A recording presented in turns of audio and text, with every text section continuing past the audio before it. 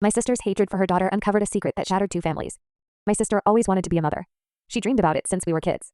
But when she finally had her daughter, she treated the little girl like a burden. At first, I thought I understood why. We all did. Janet always hated girls. Ever since she was young, she refused to have female friends. She'd say things like, girls are too dramatic, too needy. Even in adulthood, her world was full of men. Her friends, coworkers, romantic partners. To her, boys were better, stronger, easier. So when she got pregnant the first time, she was obsessed with having a boy. She threw this over-the-top gender reveal party, her entire backyard drowning in blue decorations, convinced it would be a boy. I still remember her face when the pink smoke burst into the air. She forced a smile, but her shoulders dropped, her eyes went glassy. It was like someone told her she lost. After that, the whole pregnancy became unsettling.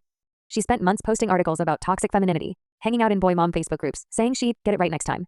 Then Kaylee was born. Janet barely called her by name, just the baby. She dressed her only in beige or gray, as if colors like pink would contaminate her. At family gatherings, she'd complain, she's so emotional, so dramatic. Kaylee was barely 2 years old, still toddling around, and Janet was already rejecting her. Meanwhile, my husband Ryan and I had been trying for a baby for 7 years. 7 years of heartbreak, fertility treatments, and hope that died month after month. I remember one day, out of desperation, I asked Janet if she'd consider letting us take Kaylee, since she clearly didn't want her. The look she gave me was ice cold. I'd rather sell her than give her to you, she snapped. I thought she was being cruel just to hurt me. Now I know better. When Janet got pregnant again last year, she made it clear. If this one's a girl, I'll terminate. I won't fail twice. Her words made me sick. She tried every old wives' tale, Chinese calendars, oils, gender selection talk. It was obsessive. When she found out it was a boy, she dropped to her knees sobbing with joy. At her second gender reveal, when blue smoke filled the sky, Kaylee, now 3, ran to hug her mom, confused but excited.